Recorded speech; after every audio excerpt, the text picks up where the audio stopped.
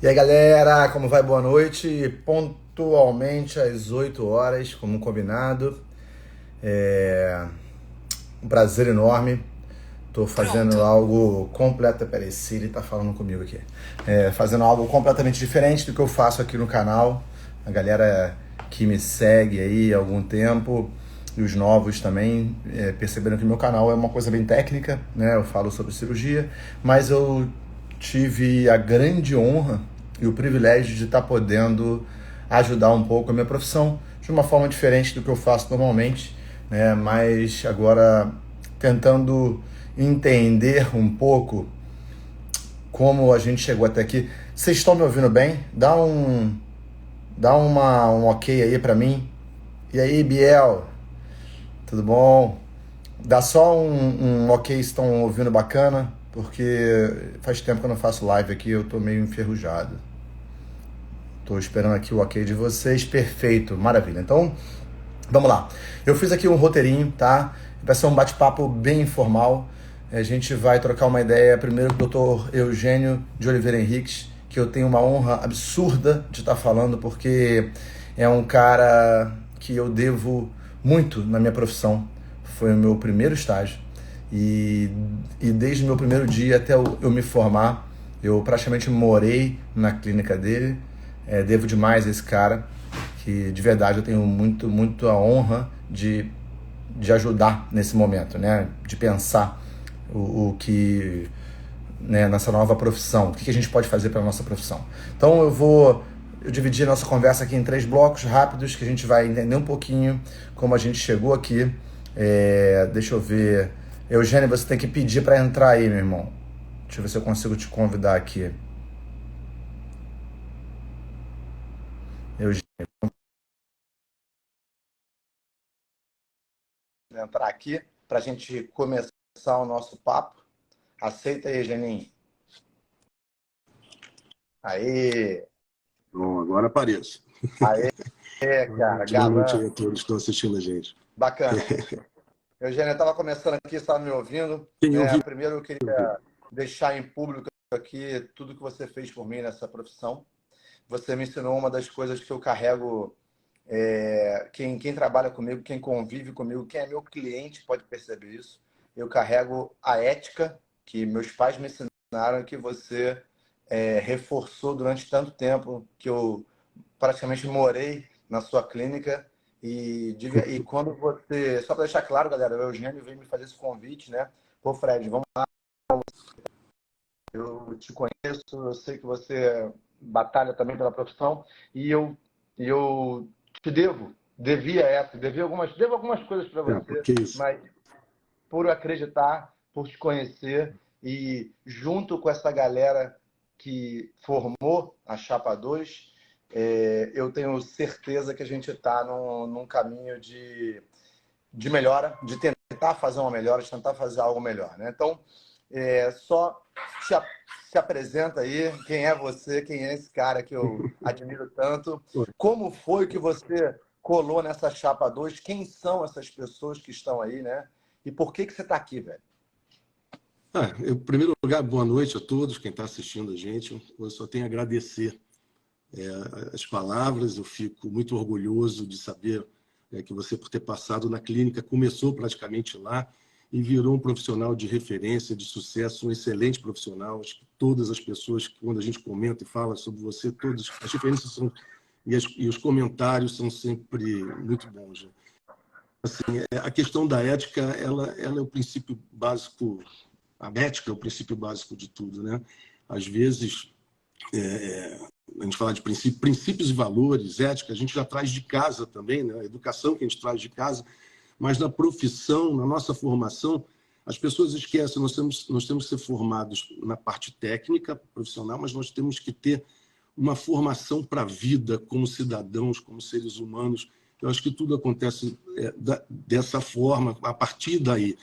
Não existe liderança sem o exemplo, sem a ética, não existe o profissional que ele faz um discurso e faz outra coisa. Isso vale para tudo, na relação com colegas, na relação com clientes. Né? E no final é gratificante. Às vezes o caminho, eu posso te falar que o caminho muitas vezes é mais difícil, mas ele é gratificante, porque as bases são sólidas e os resultados eles sempre vêm para quem faz as coisas direito. Eu sempre falo isso. E quem é que forma essa chapa, Eugênio? Por que tu colou com essa galera? O que te deu aí? Então, Depois de tanto tempo de profissão, tu encarar essa guerra aí. Olha só, a gente vai chegando numa idade em que as coisas... Né, eu já testemunhei muita coisa. Eu costumo falar que eu sou da época dos dinossauros. Né? Eu formei em 1990, Universidade Rural, Federal Rural do Rio de Janeiro, numa outra época em que o veterinário ele não tinha as facilidades que tem hoje. Nós tínhamos que fazer praticamente tudo. As especialidades não existiam. Um ultrassom era uma coisa rara, poucos faziam. E hoje nós temos uma profissão que chegou muito próximo, né, da medicina humana. E eu testemunhei muito disso, principalmente nas décadas de 90. Né? A gente vai falar um pouquinho mais à frente, né? 90, 2000, muita coisa mudou. E assim, mudou para o bem e depois mudou para o mal nos últimos anos. E aí eu acho assim, mais do que nós ficarmos reclamando, do que nós ficarmos com um discurso pessimista, do que ficarmos desacreditando da profissão, eu acho que nós temos que lutar por ela. Nós temos que lutar, defender, não com aquele intuito, né, de como se fosse um sindicato. Não. A ideia do conselho surgiu a partir de várias pessoas que já sabiam, umas as outras, que estavam insatisfeitas. E aí, quando o convite surgiu, eu pensei, poxa, por que não? Né?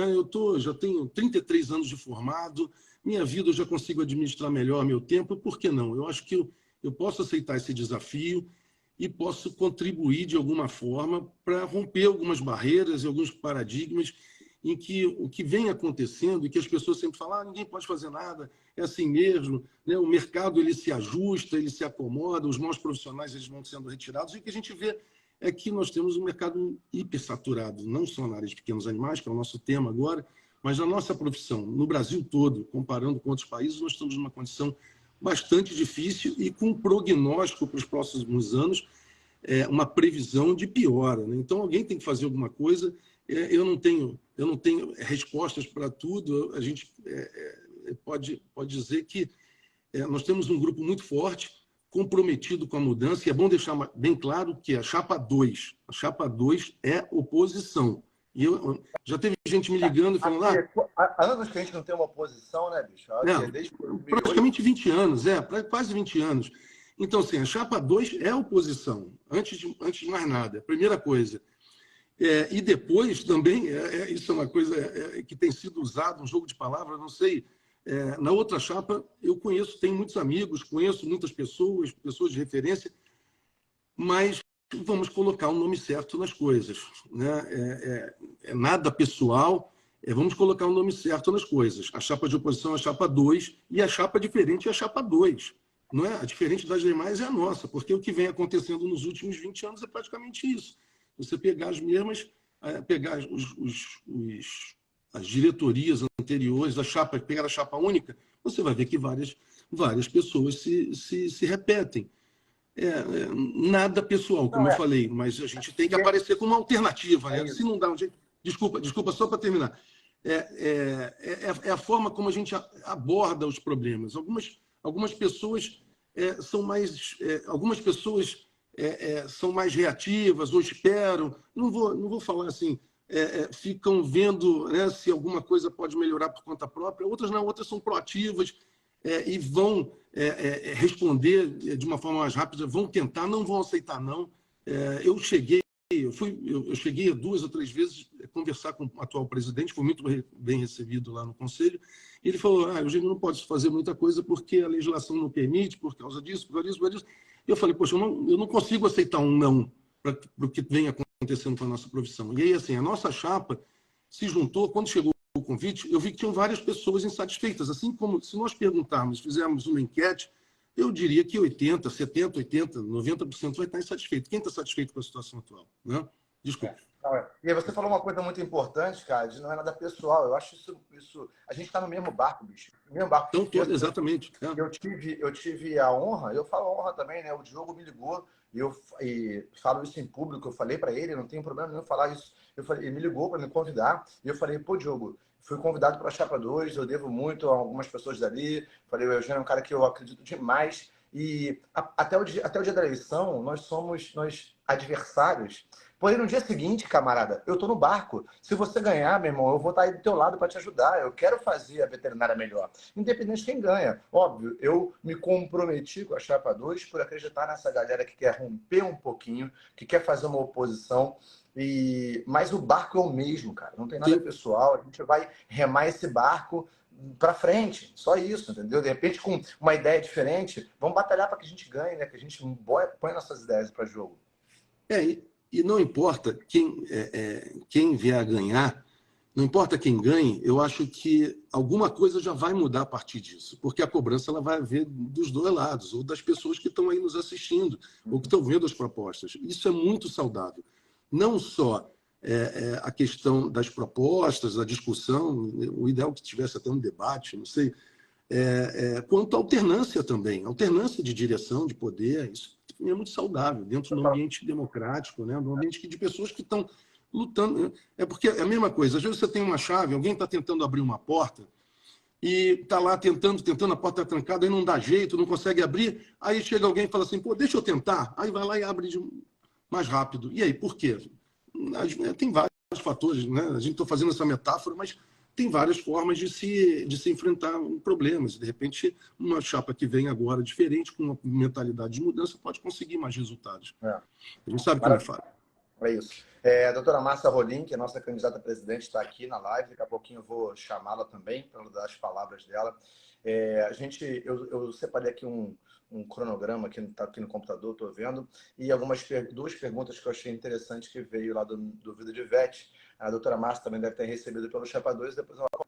Mas, mudando assim, a gente tem que entender como que a gente chegou até aqui, né, bicho? Assim, você falou da evolução, eu acompanhei, eu fiz parte da geração que pegou todos os... Eu costumo dizer que a tua geração foi a geração dos caras de braçal. Era uma matagal, vocês abriram uma clareira, abriram uma trilha. A minha geração pavimentou essa estrada. E agora que é uma geração que só tem que colocar aí o avião para decolar e voar, entendeu? Então a gente... Só que é a geração que eu vejo mais perdida, assim... não sei se eu sou um pouco nostálgico, mas eu lembro do meu começo, de como a gente se lascava. Eu ficava até na madrugada, você investia em livros, cara. Isso me marcou muito. Como era caro um livro, né? E como é fácil hoje a molecada ter acesso a trabalho científico, a livros em PDF. É um mundo para eles, mas de repente, por eles não terem pego essa essência, a gente chegou a esse ponto. De repente, a gente vai chegar lá daqui a pouquinho nesse papo. Isso é uma roda muito bem fechadinha, né? A gente tem o passo a passo de como a gente chegou aqui e tem também o antídoto para a gente sair. Eu acredito nisso, com certeza. Mas tudo isso começou, né, com a mudança do status do pet, né? A gente está falando que porque a nossa base é majoritariamente de pequenos animais num grande centro como o Rio de Janeiro. Obviamente que a gente tem veterinários que trabalham com boi, com vigilância, com fiscalização, com fronteiras. Nossa profissão é maravilhosa porque o leque de atuação é gigante, mas a gente fala que uma maioria, né, esmagadora de clínicos de pequenos animais. E a gente tem um motivo para estar aqui, né? Queria que você falasse aí como é que a gente chegou, como é que esse mercado saturou, qual é a tua opinião, qual é a tua visão como o futuro secretário-geral aí. Olha, desde que eu formei, eu vi muita coisa mudar. Vieram as especialidades, nós nos aproximamos muito da medicina humana, com um perfil médico, perfil, né, de profissional de saúde, porque muitas vezes, né, é mais fácil até para a gente, como veterinário clínico de pequenos animais, ter esse perfil. Porque como a nossa profissão é muito eclética, são muitos, né, o leque é muito grande, o profissional, o veterinário de pequenos animais, ele era um cara que fazia tudo, até mexia ao mesmo tempo com grandes animais. E a forma como você lida com grandes animais, com equino, com bovino principalmente, é diferente. Essa mudança aconteceu, foram muitas coisas acontecendo ao mesmo tempo. A população nossa cada vez foi ficando mais urbana. Hoje, se não me engano, acho que perto de 80% da população é urbana aqui no Brasil. População mundial, né? O campo foi esvaziando. E com isso, o status também dos pets, os cães principalmente, que ficavam do lado de fora, cão era cão, e né, não tinha muito luxo. Hoje, os cães eles são majoritariamente de companhia, mesmo nos bairros onde tem casas, os cães estão dentro da casa. E as pessoas, muitas pessoas lidam com isso, lidam com os animais como filhos. Essa interação é uma coisa assim, só quem sabe, né, quem vive isso, quem tem o animal, quem vive isso como na nossa profissão, a gente que entende, porque a gente consegue, né, com o tempo, dentro da nossa profissão, a gente consegue fazer a leitura das expressões. A sensação que a gente tem é que muitas vezes eles só não falam, mas entendem tudo, não é verdade? E a relação... Eu brinco que eles falam, a gente que não entende. Que Também tem isso, né? Os sinais... o Charles Darwin ele tem um livro chamado Emoção, a expressão da emoção dos homens, no homem e nos animais. Ele mostra os paralelos, né, de medo, raiva, expressão de ansiedade, de dor. Isso talvez está lá atrás, no ancestral comum, no vestígio da evolução, mas assim... e tem a questão também, conforme nós fomos ficando urbanos, as pessoas mais em apartamentos, predominantemente em espaços menores, trazer um pouco da natureza para ficar junto, ter plantas, ter animais, isso, de certa forma, torna a vida melhor, melhora a qualidade de vida. Isso está provado. Quem tem um cão, um gato e convive, isso para idoso, né, para criança, a qualidade de vida é melhor. Então, assim, a nossa classe ela foi beneficiada com isso, com essa mudança de status, o cão e o gato estando dentro da família, tratados como filhos, e coincidiu com o momento em que nós viemos crescendo, né? Veio o momento da globalização. Você falou dos livros, era uma dificuldade comprar livro importado. Ou quando eles vinham traduzidos, vinham com uma defasagem, um delay muito grande. Quando chega, né, a gente... muito erro de tradução, cara. Até na área científica, para você publicar um trabalho e ter acesso a trabalhos científicos, você tinha que fazer uma busca pelo Comute, pedir, saber em quais universidades que você tinha, para poder pedir pelo correio, mandar, demorava um tempão, você tinha que pesquisar lá. Hoje é tudo muito mais fácil. Você falou, a geração agora ela tem tudo na mão e parece que não reage tão bem. Mas eu acho que é consequência. As facilidades do mundo de hoje, a gente está no ápice da humanidade, a civilização, assim, de conforto. Nunca se teve tanta coisa fácil de tudo mesmo, né? Ao mesmo tempo. Tanta comodidade, tanto conforto. A gente está na zona de conforto. O problema é que essa zona de conforto não vai durar muito tempo. E nós temos que nos preparar para outras coisas, inclusive na nossa profissão. E aí, seguindo esse raciocínio, nós tivemos esse boom do mercado pet, crescendo 15% ao ano já há mais de uma década. Os veterinários melhorando, as clínicas, a infraestrutura das clínicas, a preparação dos próprios profissionais. Você vê aí, pessoal, na ortopedia, você mesmo, cirurgia geral, a estrutura dos especialistas, fazendo exames que não deixam nada a desejar na medicina humana. Eu convivia no meio militar com outros profissionais de saúde. No início, às vezes, eles ficavam um pouco céticos, aí eles viam algumas... Aí eu falava, vem cá ver aqui o que a gente faz. Aí mostrava a cirurgia, mexendo em tórax, em pulmão, em fígado. Eles falavam, caramba, olha aqui, ó, alta complexidade. E a gente faz. Sabe? Isso é um motivo de orgulho enorme, porque nós evoluímos muito. Mas aí, pegando tudo isso, o que aconteceu? Todo mundo falando, está crescendo, está crescendo. Eu via os jornais, via revista Vieira, aparecia, né? Aí aparecia artista e não sei o quê. Eu sempre dizia, mercado pet. Cresceram. Né? Isso aí, cresceu o olho de quem não é da área. E nós, então, que lutamos para melhorar a nossa profissão e nosso mercado de trabalho, de qualificar e fornecer um serviço de boa qualidade, de repente, nosso meio começou a ser invadido por pessoas que não são veterinários e que muitas vezes têm uma visão diferente. Por um lado é bom, mas por outro lado é ruim, porque muitas pessoas vieram com a visão mercantilista, a visão predatória, em que a coisa, você pode ver aí, nas mídias sociais o tempo todo, você quer ganhar mais dinheiro, você quer fazer, você quer a fórmula, eu te digo, não sei o quê. O dinheiro ele não é o fim. O dinheiro ele é consequência de um trabalho, de uma vida, de um trabalho. Eu sempre falo para as pessoas, você querer... Eu vejo muitos recém-formados querendo ser especialista só. Não adianta, não pode botar a carroça na frente dos burros, não adianta. Não adianta você ter dinheiro, comprar o melhor ultrassom, montar a melhor clínica, se você não tem experiência e não tem... Né? A curva de aprendizado ela é relativamente lenta, você tem que roer um pouco do osso, tem que pegar plantão, tem que ter uma visão sistêmica da profissão. Quando você tem uma visão sistêmica, a gente sempre falava sobre isso, como é que você vai saber oftalmologia se você não entende de doença parasitária, ou se você não entende, você não vai entender que uma doença renal vai refletir no olho, ou uma doença renal vai afetar o coração, vice-versa. Então, a visão sistêmica foi se perdendo. E aí, o que eu vejo hoje?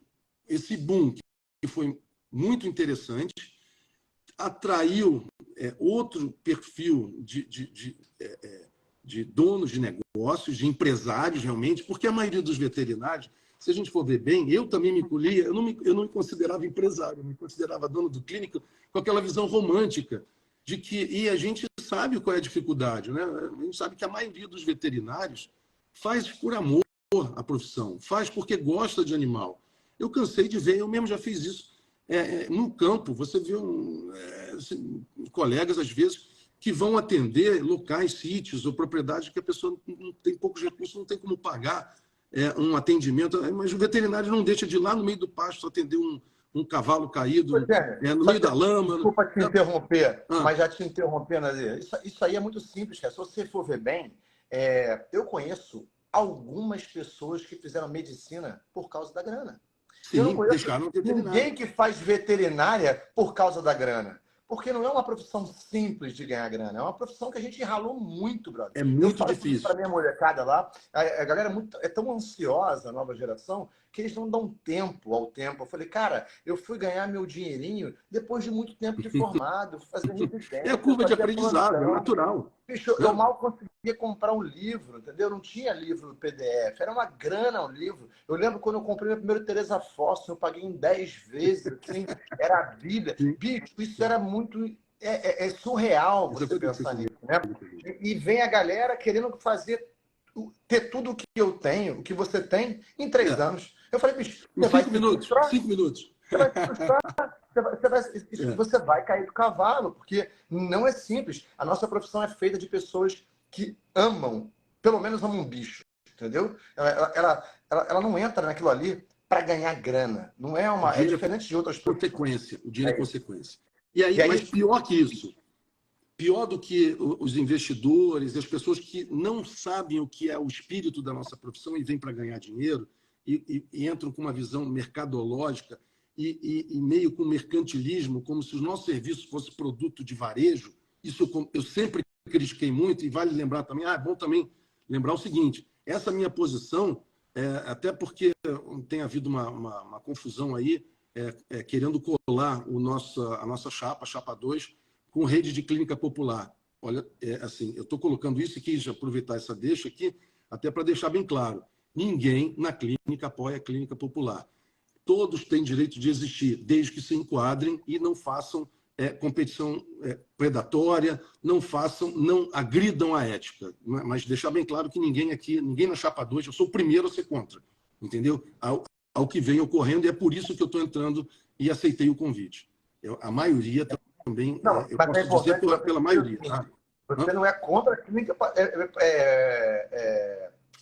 popular, você é contra fazer as coisas de forma errada, bicho. Sim, exatamente. Pode ter, porque é questão de posicionamento de mercado. O que não pode é fazer o que a gente tem visto. Não vamos entrar em detalhe, porque a gente não vai ter tempo para isso. Mas a gente é contra essas condições de competição predatória em que a gente percebe o quê? Como a impunidade ela prevalece, isso vai alastrando que nem fogo em palha, né? Agora, assim, o mais importante disso tudo, que aí foge um pouco ao controle dos conselhos, mas é uma coisa que tem que ser... alguém tem que começar a fazer um movimento para mudar. Da mesma forma que entraram aqueles que cresceram o olho por causa do nosso mercado, pior, criaram um mercado de ensino com uma quantidade absurda de faculdades que o mercado não suporta. Então, quem ganha com isso? É a sociedade? Quem ganha com isso são os profissionais? Quem ganha com isso são os animais? Óbvio que todos perdem, todos são vítimas, porque quem ganha são aqueles empresários ligados à área de ensino e que não tem freio. Mas aqueles maus empresários, porque, vamos deixar claro também, não vamos generalizar.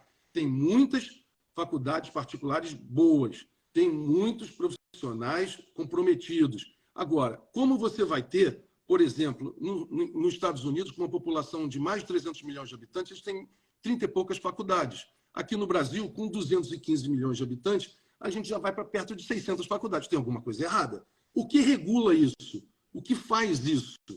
Né? Alguém tem que chegar e dizer, olha só, não dá. Qualquer ambiente saturado, em qualquer coisa, ambiente biológico, se você pegar um galpão de galinha e botar, entupir, onde cabem 1.000 frangos, 5.000 frangos, 10.000, botar 20.000, vai ter canibalismo. Vai ter, né? Se você pegar uma placa de Petri, as bactérias crescem, ou que você semear no meio de cultura, daqui a pouco acaba o substrato lá, o meio de cultura, e eles vão implodir, vai morrer todo mundo. Então, o nosso mercado hoje está saturado. E aí, da saturação, principalmente pela quantidade de faculdades, eu, quando formei, em 1990, tinha 2 faculdades no Rio de Janeiro. 2 faculdades, hoje tem 40, só no Rio de Janeiro. Tem mais do que nos Estados Unidos, só aqui no Rio de Janeiro, pelo menos assim, foi a última informação que eu tive. Então, tem alguma coisa errada nisso. O conselho pode fazer alguma coisa. Não é o conselho que vai determinar se tem faculdade, não, mas a gente tem que brigar, a gente tem que se juntar com o sindicato, tem que se juntar com outros órgãos para tentar fazer. Já tem gente se movimentando. O pessoal do Conselho do Paraná já andou se movimentando, mas acho que foi uma voz sozinha, dissonante. E a gente tem que engrossar esse corpo e reverter. Porque mesmo a medicina humana, eles já conseguiram fazer uma moratória, porque tem que fazer lobby político. Na medicina humana, eles fizeram uma moratória de 5 anos, não pode abrir mais faculdade. Mas com a gente, hoje, mesmo se fecharem metade dessas faculdades, o estrago já está feito. Tem 30, 40 anos que nós estamos já com o mercado saturado. E aí? Uma coisa interessante, Eugênio, para botar em números para a galera da nova geração entender. Acredito que a gente deve estar em 18 mil, o CRMV, eu também não tenho aqui no Rio? Deve ser 18 mil e pouco, acho que tá. Sim. Olha só, o Eugênio é formado em 90. Ele é 4 mil baixo, o CRMV dele. Eu sou formado em 2003, 13 anos depois dele, e o meu é 7 mil baixo. A gente tem 3 mil e pouquinho em 13 anos. Hoje, se bobear, a gente faz 1.000 por ano.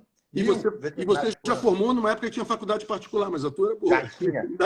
Mas isso é o que eu queria chegar, cara. Como é que... Vou linkar o teu pensamento do mercado, do boom do mercado, para os gaviões aí, os mega conglomerados de ensino, com o que a gente chegou hoje. Para mim, essa conta é muito fácil de entender. Começou muito boom, foram abrindo faculdades em qualquer esquina. Você, obviamente, diminui. Você basta pagar a inscrição, você está na faculdade. Antes eu tive que fazer um belo vestibular para entrar na faculdade particular ainda naquela época. Mas tudo bem, na pública era muito difícil. E aí você tem muita faculdade, qualquer um entra, você não tem um nível, não tem uma régua nessa entrada. Muita faculdade, você não consegue colocar muitos bons, não existem muitos bons mestres. Aí começam os professores mais ou menos, os caras não têm uma estrutura tão grande, começa a formar profissionais com uma qualidade, uma vivência acadêmica muito baixa, régua muito baixa, com um número muito grande. Bicho, essa conta não fecha. Esse cara, ele se sujeita a ganhar R$10 para fazer uma consulta que tem que fazer em 15 minutos, senão ele não faz dinheiro, ele não paga a conta dele. Entendeu? É difícil. Você acha que em 10 minutos dá para fazer uma consulta? Não dá para fazer nada. Você não consegue nem perguntar o peso. Mas é isso que está acontecendo. A sociedade está sendo prejudicada e não está ciente disso. Não está sabendo disso. A pergunta que eu te faço objetiva, Jânio, que eu vou repetir para a doutora Márcia eu sei que a gente, como CRMV, como estadual, a gente não tem força prática para modificar isso, né? Mas nós temos que compreender, nós somos o Rio de Janeiro, bicho. O Rio de Janeiro, ele é celeiro de uma nata. É o segundo PIB, só estamos atrás de São Paulo. Mas eu estou falando da parte de médica aqui. A gente tem nomes nacional e internacionalmente reconhecidos na medicina veterinária. sabe? Nós somos do estado onde tem um Ragnar Chamal, uma Andréa Kuhner, uma Flávia Toledo, Vanderlei Severo na ortopedia, Rubinho. Cara, a gente tem pessoas que são reconhecidas nacional e internacionalmente. A gente é um conselho fortíssimo, que se a gente se junta a outros grandes conselhos para pegar no CFMV, a gente consegue mudar isso aí. Entendeu? A gente consegue. O Marcelo botou, mas o MEC permite, esse é o problema. Mas a gente só consegue mudar isso com uma força de conselho. Sim, nós somos 150 mil, mais de 150 mil veterinários hoje. Acho que em 2021 já eram mais de 150 mil. Nós devemos estar beirando aí os 170. Isso tem uma força política a nível nacional. Não tem? A gente não pode fazer pressão, né? 170 veterinários, tem as famílias, tem as pessoas que estão envolvidas, tem o pessoal que... Quantos empregos nós geramos nas clínicas de pequenos animais e nós nunca... Se a gente pegar até a tributação do Simples, a gente está numa escala lá em cima. Nossa tributação é a maior das maiores, mesmo que esteja no Simples. E por quê? Porque a gente não tem lobby, não tem representatividade, não tem... Então, assim, o Conselho ele pode iniciar um movimento e junto com outras instituições, mas a responsabilidade também é de todo mundo. Não adianta só reclamar. Nós temos que nos conscientizar que nós temos que participar da mudança. Nós temos que mudar e participar da mudança. Né? Assim, o que eu vejo hoje, pela quantidade de profissionais no meio saturado, é baixa remuneração, alto nível de cobrança, porque a profissão está cada vez sendo mais cobrada. Nós temos uma jornada de trabalho, às vezes, pesada, e que isso não se reflete em melhoria de qualidade de vida. E esse pessoal está desiludido, desesperançoso e sem perspectiva de melhoria. É isso que, se a gente olhar, então, com a projeção dos profissionais que estão para se formar ainda, nos próximos anos, são quase 15 mil, 12, 15 mil por ano, e sem contar que agora tem curso à distância, tem curso à distância, parcialmente à distância, tem curso noturno.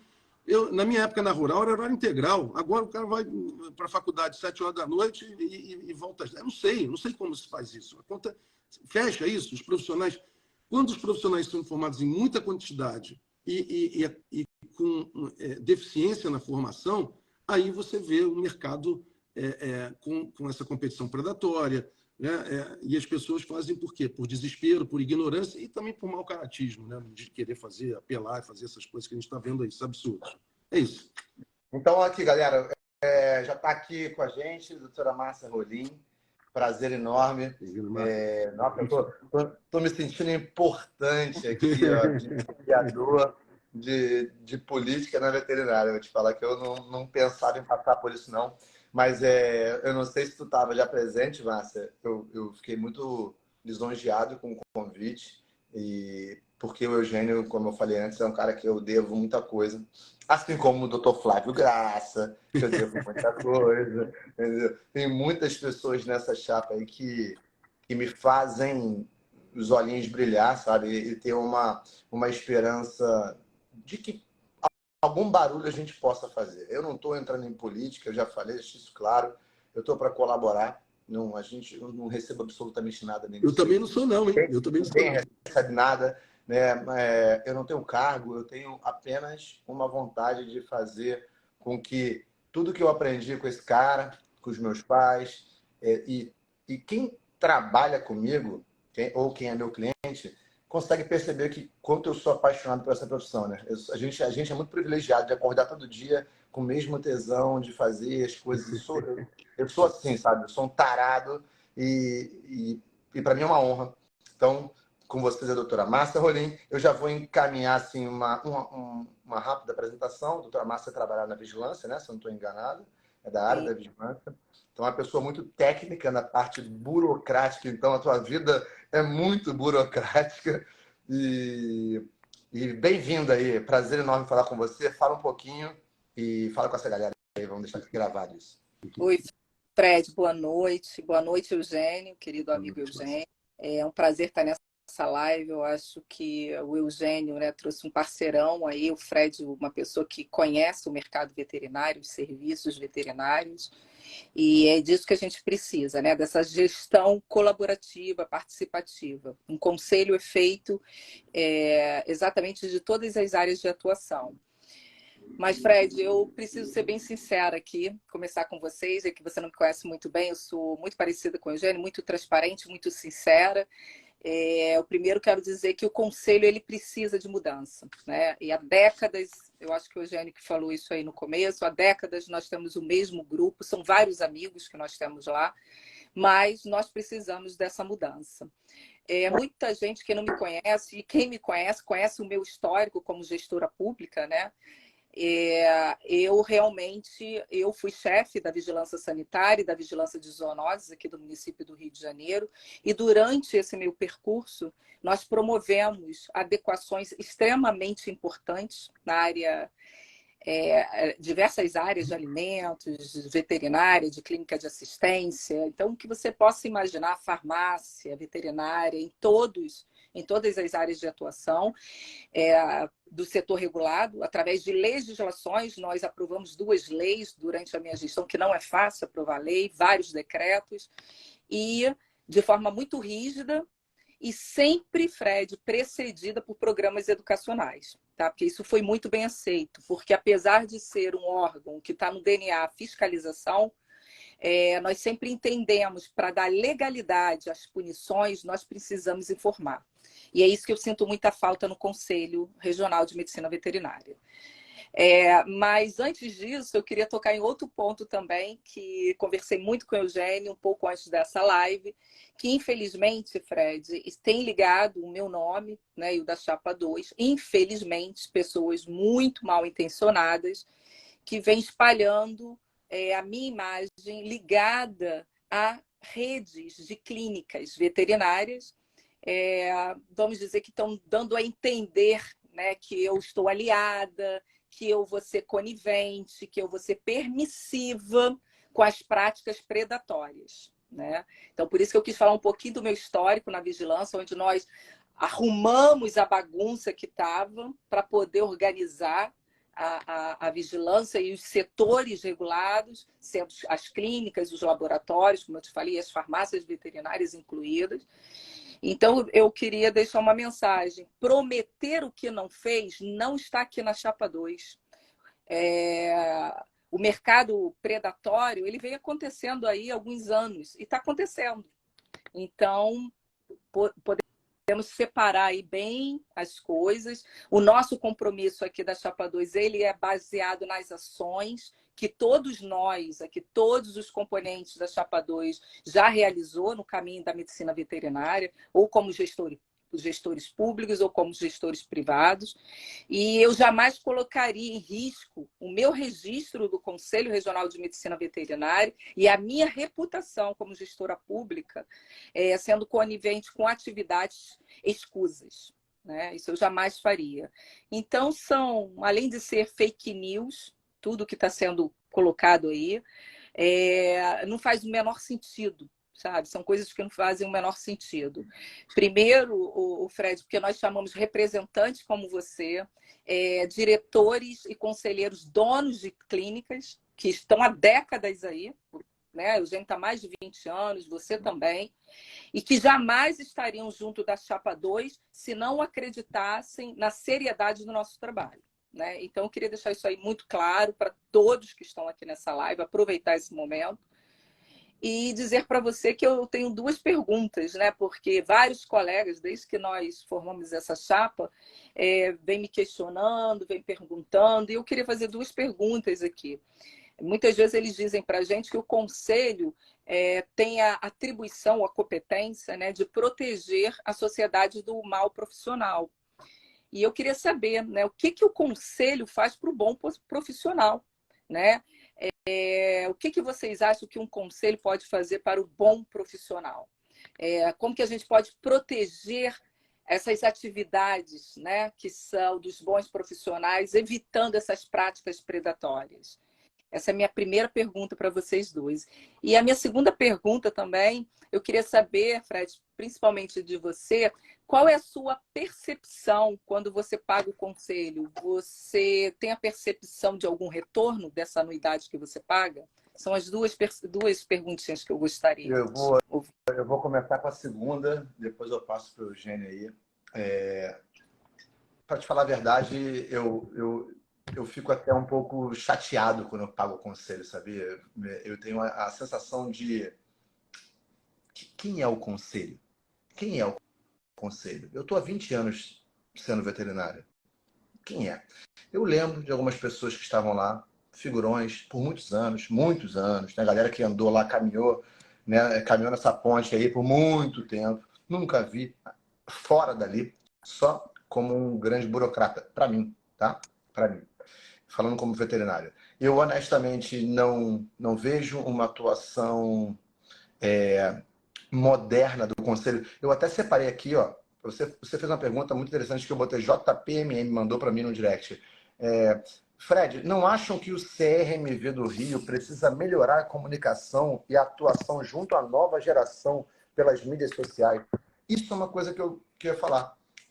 O contato, quem é essa geração se fala pelo Instagram, pelo Facebook, pelo WhatsApp. Cadê o conselho? Cadê o conselho dando uma chegada? Cadê o conselho batendo nas faculdades e vendo como é que está sendo a aula de cirurgia? Cadê o conselho sendo contra uma aula, uma faculdade que está colocando anestesiologia e técnica cirúrgica em EAD? Eu não consigo imaginar, conceber que um aluno vai ter técnica cirúrgica pelo computador. E cadê o conselho? Sabe? Cadê alguém chegar e falar assim, meu camarada, isso você não vai fazer, mas por que não? Ah, mas quem é você? O MEC autoriza. Então vamos brigar lá em cima, vamos começar a falar. Pô, isso não dá para ser feito, bicho. Então tá saindo gente ruim, cara. Então eu me sinto muito largado, sabe? Eu só pago. Eu pago aqueles 400 e blau reais por ano, porque tem que pagar. Se não pagar, eu não voto. E aí também se não serve, não sei para que serve, de verdade. Honestamente, me deixa triste, né? E isso é uma coisa que eu tô apostando muito em vocês, sabe? Encham o meu saco, mas pelo menos me encham o saco. Eu não quero estar largado aí, sabe? Eu faço o trabalho direito. Eu sei que eu não vou ter problema com o conselho, porque eu tento fazer as coisas certinho, empregar pessoas decentes, fazer um trabalho, uma medicina de ponta, manter o que eu gosto de falar por aí. Eu tento ser o mínimo hipócrita possível. Então, assim, é isso. Eu, honestamente, e o que a gente pode fazer? Eu não faço ideia, Márcia. De verdade, eu não faço ideia. Então é isso, Eugênio. A pergunta foi para você, então. Vamos lá. Só complementando o que o Fred falou da segunda pergunta, da percepção a pagar quando paga o conselho, qual a percepção que tem. Eu tenho clínica, então eu pago como pessoa física, eu pago como pessoa jurídica, eu pago como responsável técnico, eu pago 3 vezes o conselho, num ano, eu. Assim, a percepção assim, qual é essa figura abstrata, né? Para onde vai o dinheiro? Mas assim, vamos ser honestos também. Existe uma legislação que engessa os conselhos e impede de várias ações. Então, assim, não pode fazer isso, não pode aquilo. Então, se não pode, mas por que não pode? Vamos mudar isso, vamos mudar essa legislação. Entendeu? O que não pode, eu falo assim, não pode, vamos ficar de braço cruzado. Eu não sei, eu não sou assim. Então, nós vamos ter, o que a gente tem que ter, eu pelo menos, o que pode esperar o compromisso é que nós não vamos ficar quietos, não vamos aceitar essa situação que, na verdade, é para todos os conselhos, inclusive federal. Só pode comprar imóveis, só pode comprar um andar para aumentar a área física do conselho. Mas e as ações públicas para divulgar a profissão, para valorizar a profissão, para informar a sociedade? Se o conselho existe para proteger a sociedade, o conselho tem que estar junto com a sociedade, dizendo, olha só, a consulta que é feita em 10 minutos e é cobrado aí, sei lá, é o preço de um cacho de banana, não vou ficar falando valores, essa consulta aí, ela não vai, em 10 minutos não se faz anamnese, não se faz exame clínico, não se fecha diagnóstico. Sabe o que vai acontecer? Você vai gastar mais dinheiro com medicação. Então, o que você perguntou, aí vem a segunda pergunta. Você falou o que pode fazer em relação ao bom profissional, ao mau profissional, ou como valorizar o bom profissional. O Fred falou, antes disso, eu quero complementar uma coisa. A questão da formação nossa, que estão saindo profissionais com a formação deficiente, EAD, curso noturno e tal. Eu vou fazer só uma comparação que eu tive conversando com o Fred. A gente estava falando, imagina quantos cursos, eu não sei, eu nem procurei saber. Para você ser um piloto comercial de uma grande empresa, aí, pilotar um Boeing, você precisa, sei lá, 10 mil horas de voo. Quantos cursos existem no Brasil para ter piloto de avião? Quantos pilotos de avião tem? Bom, imagina se começar a ter curso de piloto de avião, EAD, à distância e tal. Não, treina por simulador. Você vai entrar num avião e quando começar a cair avião, porque os pilotos estão mal treinados. E eu vou confessar uma coisa para vocês, com toda sinceridade, com toda transparência. Na nossa profissão, metaforicamente, eu vejo Boeing caindo todo dia. Todo dia.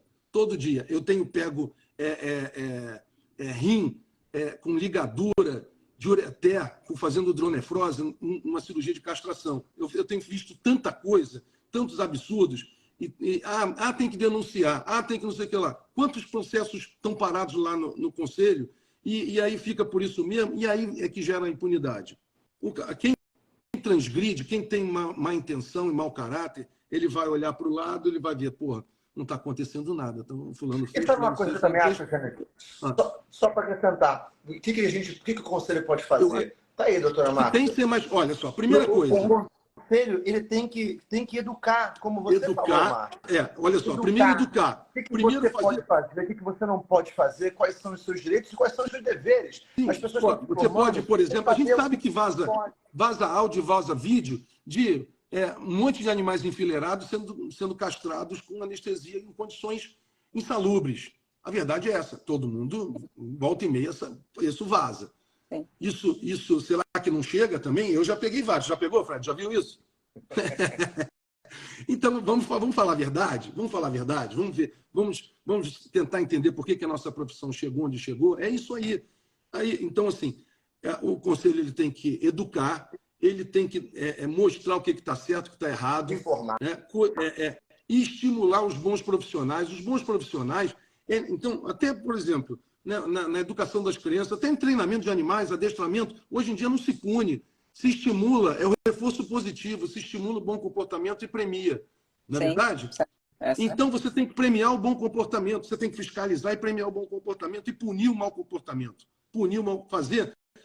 não quer saber se o cara é empresário. Aí, uma das respostas que eu tive é que a gente pune o responsável técnico, mas o dono dessas empresas não acontece nada. Mas aí a gente tem que chamar e falar assim, fulano, ciclano, todo mundo sabe, não sabe? Então, olha só, a partir de agora é desse jeito. Ou vai seguir o que está no nosso conselho, no nosso código de ética, e o que o conselho determinar, os conselhos, o Conselho Federal, que seja, ou nós vamos ter que agir de forma a punir. E acabou. E aí você vai começar a ver que o mal não compensa, que burlar a ética não compensa. Hoje é o contrário. Quem burla está em vantagem competitiva com quem faz direito. Quantos colegas, eu tenho recebido muitas mensagens, eu não vou botar isso aqui, óbvio, de propagandas vergonhosas. Nem na xepa da feira a gente vê coisas desse tipo. Então, Eugênio, eu acho que nós colocamos aqui sobre a qualidade do ensino. O CRMV, a má formação, ela é problema do Conselho, sim. Porque isso vai explodir na nossa mão, na mão da classe veterinária. Porque as faculdades, elas estão jogando essas pessoas, esses profissionais que são vítimas também deles. E aonde eles vão procurar informação? No Conselho Regional de Medicina Veterinária. Se eu sou um pai, se eu sou uma mãe, eu vou procurar informações. E a gente sabe que a medicina veterinária é um curso teórico-prático. Então, eu preciso de estrutura para isso. Eu preciso de bons profissionais. Então, ele é diferenciado. E eu posso dar essa informação como conselho. Fred falou, informação é tudo. Ela começa lá na origem.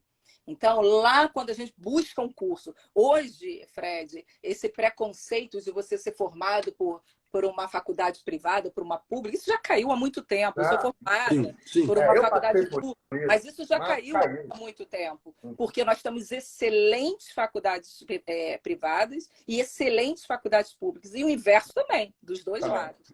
Então, o conselho é responsável, sim. Dizer que o conselho não é responsável, isso é negligenciar o papel de um conselho regional de medicina veterinária. E, Eugênio, complementando o que você falou, e quando eles querem apenas punir o responsável técnico, cadê o corresponsável? Então, a legislação ela não está sendo bem interpretada. Porque, no nosso caso, a vigilância sanitária e a vigilância de zoonose, ambos são responsáveis.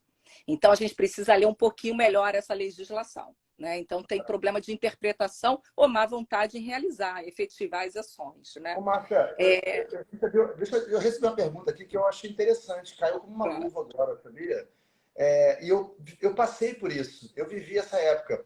Doutora Márcia Rolim, por que não voltar com a prova do conselho para a pessoa se formar? Eu fiz prova do conselho. Isso é uma luta que todas as classes, a gente tem que procurar, inclusive, apoio junto a outros conselhos e fazer... Deixa eu só explicar, gente, só notinha, porque tem muita gente nova que não sabe, não faz ideia do que eu falei. Então, assim, galera, a prova do conselho, quando eu me formei, a gente tinha que fazer uma prova. Aptidão. Prova de aptidão. Exatamente. Eram 200 perguntas, 100 de manhã e 100 de tarde. Era o dia inteiro de prova, era um estresse. Você tinha que fazer, acho que 120 no mínimo, para você poder tirar a sua carteira de médico veterinário. Então, não bastava se formar. É como a OAB tem até hoje, entendeu? Sim. Cara, e eu achava isso muito legal. Muito legal, porque eu fiz prova, naquela prova caiu boi, anestesia, cirurgia, clínica, medicina de ave, tudo que eu estudei na faculdade. Caíram questões. Porra, isso é muito bacana. Fred, eu só quero complementar que a prova de aptidão é uma competência do Conselho Federal de Medicina Veterinária, tá? Isso não é competência de um conselho regional. Mas a gente então, pode forçar a barra. Nós somos o TRG do Rio, pô. A gente é grande pra caramba. Sim, mas a gente precisa de ações paralelas. A prova de conselho, ela pode ser uma ferramenta, a prova de aptidão. Sim. Porque senão a gente pode ter, sim, uma indústria de cursinhos. E não é isso que nós queremos, uma indústria de cursinhos. Nós queremos o quê? Uma faculdade onde dê estrutura teórica e prática, um veterinário que tenha uma boa formação e informação, porque eu, como setor de vigilância sanitária e de zoonoses, as pessoas não sabem nem o que é boas práticas. As primeiras regulamentações de medicina veterinária que saíram do Rio de Janeiro foram na minha gestão. Não tinha uma regulamentação. Ou seja, o veterinário tinha que seguir regulamentações da medicina. Como uma clínica veterinária vai seguir uma regulamentação de hospital? Não que sejam muito diferentes, mas não tem... Olha a amplitude do que eu estou te falando. Lá a gente está falando, eu estou te falando aqui, né, de acima de 300, 400 leitos, né? Então são coisas completamente diferentes. Então a gente tem que informar e colocar. Eu acho que teve alguma live que a gente conversou que um veterinário falou: poxa, mas por que a gente não tem os POPs? Nós temos alguns POPs já, né, de boas práticas. Então, porque boas práticas, a gente está falando de gestão de processo, não importa quem esteja ali. Sistematização. Exatamente, é processo. Você tem que saber o processo. Quem entrar tem que saber aquele processo. A gente pode mudar a pessoa que for, o processo está ali. Então, a gente precisa disso, informar, comunicar bem. Fred, você falou tudo. A linguagem tem que ser mudada. Eu aprendi muito. Nós saímos de 8 cursos na vigilância para mais de 40 cursos, para tu ver a amplitude dos programas de educação, porque a linguagem começou a ser adaptada a esse novo mercado. A tecnologia ajudou muito. Tudo começou a ser EAD. Né? Então, isso facilitou. Outra coisa que vocês falaram da academia, como uma medicina, o mínimo de carga horária é 8.000 horas e a veterinária já está chegando a 4.000 horas. Como se faz um curso de medicina veterinária em 4.000 horas? Olha a discrepância do que eu estou falando. Olha, Márcia, essa semana... Isso aí não tem como a gente negar. É muita escola, produz, não tem como ter muitos mestres maravilhosos. Você vai diminuir o nível do professor, as instalações são cada vez piores, o tempo de aula cada vez menor, e aí você vai formar gente ruim. Não tem como. É frágil da cabeça, a pessoa é imediatista, como a nova geração todos são, eles são frágeis tecnicamente, e a cobrança na rua é absurda hoje em dia. Uma cobrança muito maior do que quando a gente formou. Cobrança que gera um estresse e gera um blackout na galera, a galera pira, sabe? Então, assim, cadê o conselho para proteger esse que foi mal formado? Ele já tem lá atrás, proteger para ser bem formado. Mas já que está aí, vamos proteger, vamos educar, vamos informar. Hoje em dia, o que eu vejo do Instagram do conselho é, infelizmente, quando morre um colega, faz uma homenagem de morte de um colega, e quando tem algum caso que vai para a mídia, muito, eles colocam lá o conselho entrou. fora isso, bicho, tá parado, tá um negócio meio... pode estar fazendo muita coisa por fora, eu não vejo, mas eu não tô vendo absolutamente nada. Sim. Não tá restringindo em mim isso. E homenagens, né? E as homenagens. Então, é realmente o que nós temos visto nesses últimos anos. Fred, eu acho que você resumiu muito bem. E é importante, Fred, eu friso em todas as minhas entrevistas. O veterinário ele tem que largar, deixar de lado essa síndrome de vira-lata. Tem que deixar. O veterinário, é importante ele entender que ele é um agente de transformação. Ele é uma liderança, ele é importante em vários meios. Eu só relembrando aqui para vocês, na época da Covid, nós fizemos parte daquela equipe técnica, né, de discussões.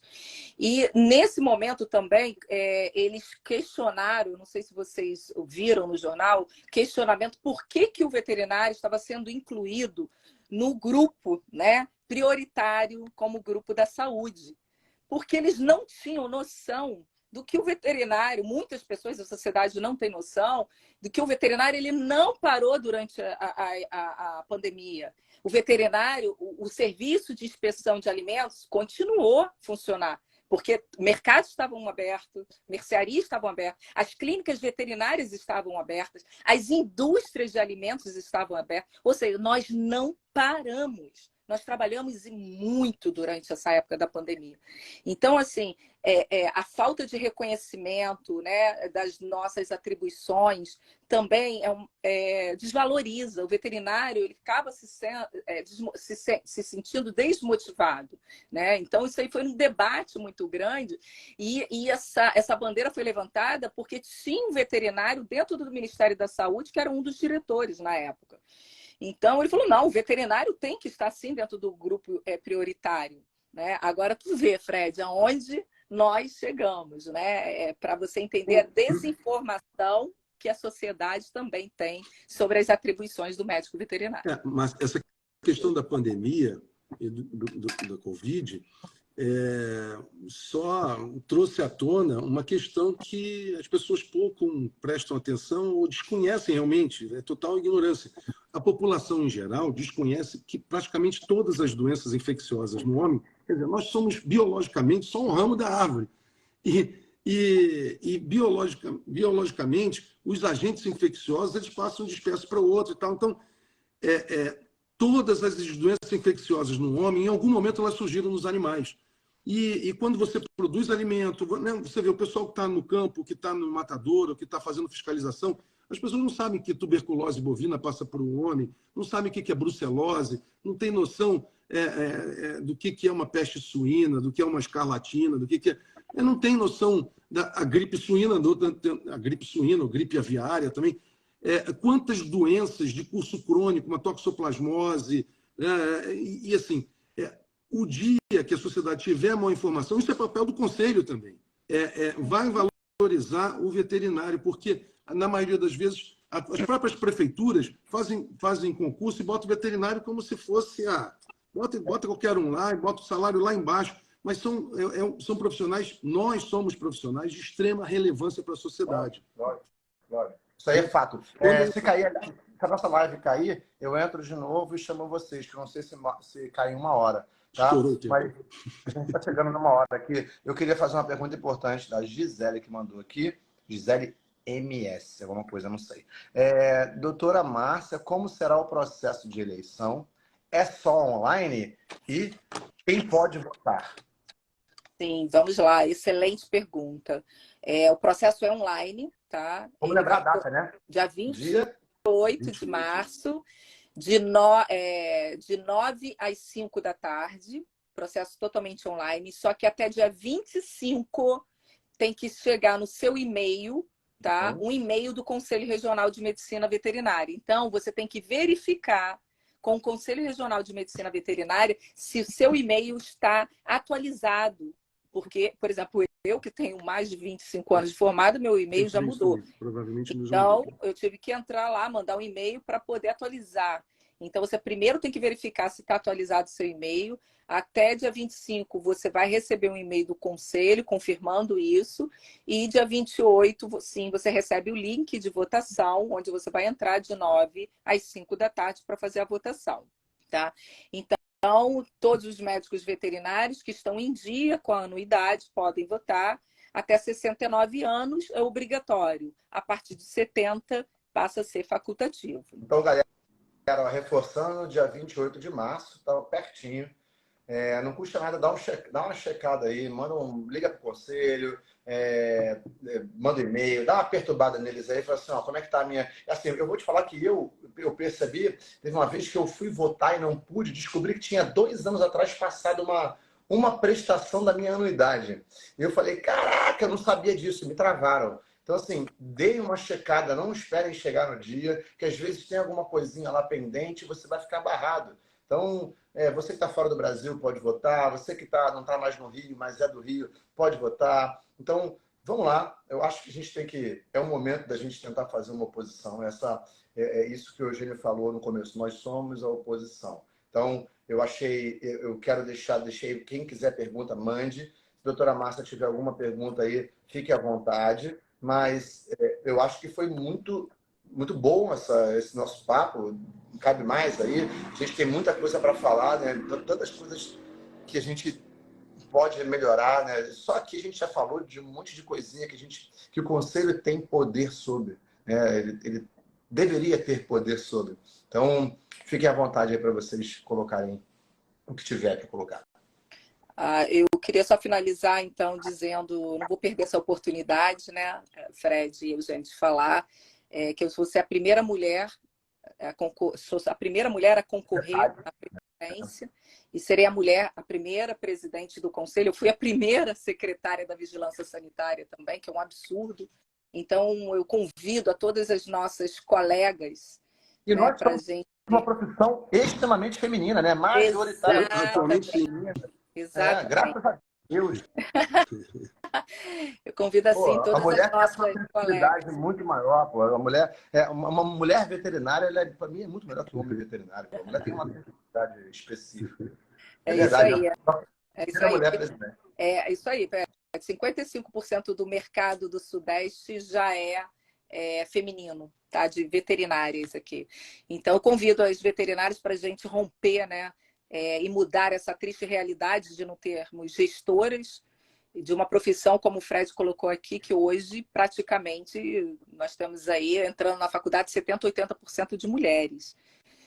Eu não podia deixar de falar isso. Lembrar também as pessoas para olharem as propostas das duas chapas, compararem as propostas e de forma muito ética, né, verificarem, né, a verdade de tudo.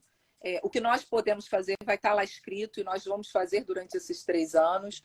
O grupo todo aqui, ele é muito comprometido com a medicina veterinária e com a zootecnia, não deixando, né, de lado aqui a zootecnia jamais. Trabalhei com diversos zootecnistas no campo e sempre foi extremamente ético e o trabalho fluiu muito bem. Tenho grandes amigos no campo.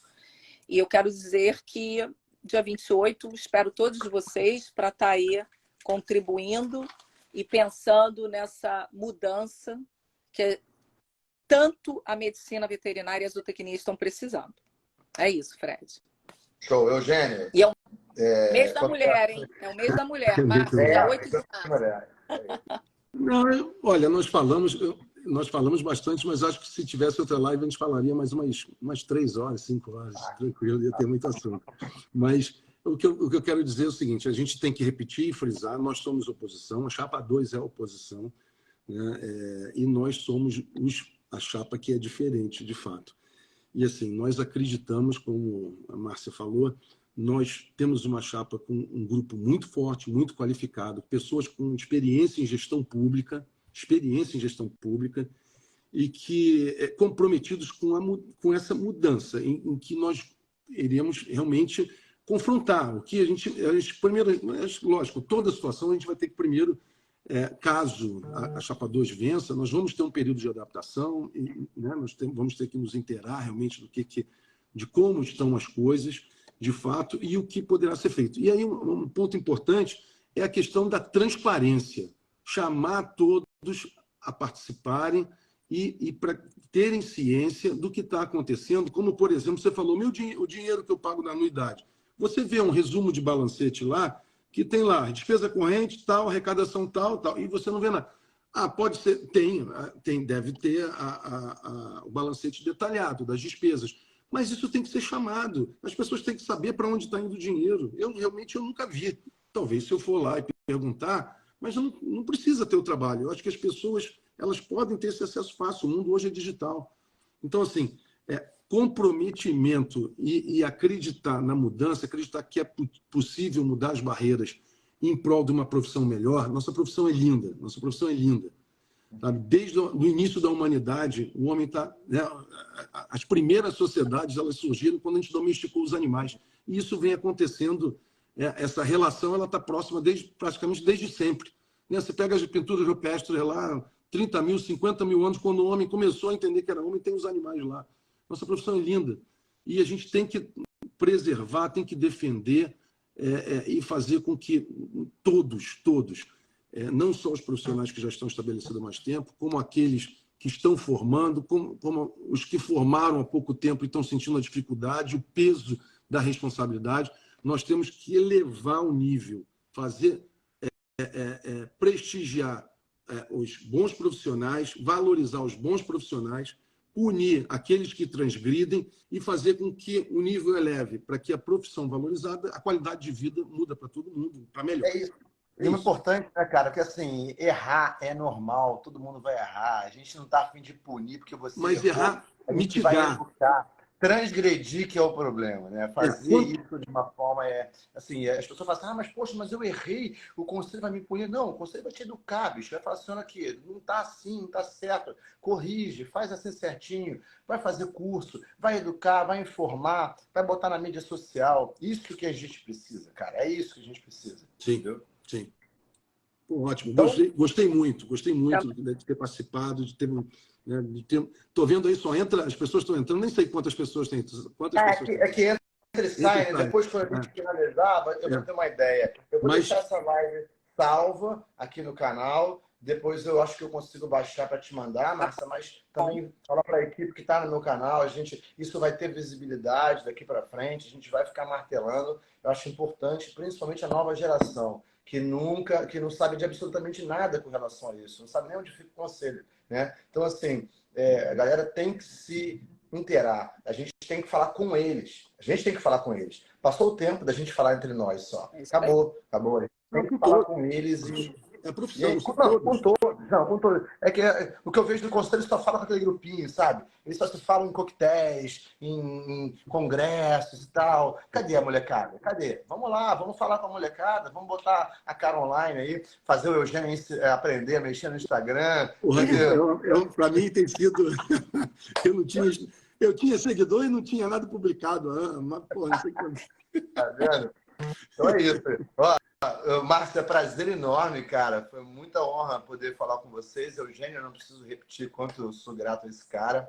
E o meu canal está aberto para vocês, cara. E reforçando, depois da eleição, dia 29, independente de quem ganhar, estaremos no mesmo barco. Serei parceiro de quem ganhar também, porque eu quero que a profissão melhore. Isso não é nada pessoal, não é uma guerra de duas facções. É um grupo que sempre esteve lá e a gente está tentando fazer uma oposição sadia, muito sadia, com uma ideia melhor daqui para frente. Então, galera, Chapa 2, dia 28 de março. Entrem, deem uma verificada no conselho. A doutora Márcia falou, mandem, liguem para o conselho, vê se está tudo certinho, se seu e-mail está cadastrado, se você está com a unidade em dia. Pode falar, gente. Não, para as pessoas divulgarem também, tem gente que nem sabe que tem eleição ainda. Pois é. 28 de março, galera, não se esqueçam, esse mês agora. Tá? Voto é obrigatório. Voto é obrigatório. É isso aí. Doutora Márcia, boa sorte pra gente, que a gente consiga, dia 29, comemorar e batalhar esse triênio aí de uma forma... Vou te cobrar, hein? Igual eu cobraria o outro, entendeu? Se ganhar, eu vou cobrar igualzinho, tá? Eu também. Essa gestão vai ser participativa. A gestão vai ser participativa. Hein, Fred? A gestão é participativa, a gente vai cobrar a tua participação também. Vai ser com prazer. Prazer. Valeu. Isso aí. Uma boa noite para vocês e quando vocês quiserem, o canal está aberto aí. Obrigada. Boa noite para todo mundo. Um abraço. Obrigada, tchau. Valeu, Fred. Tchau. tchau.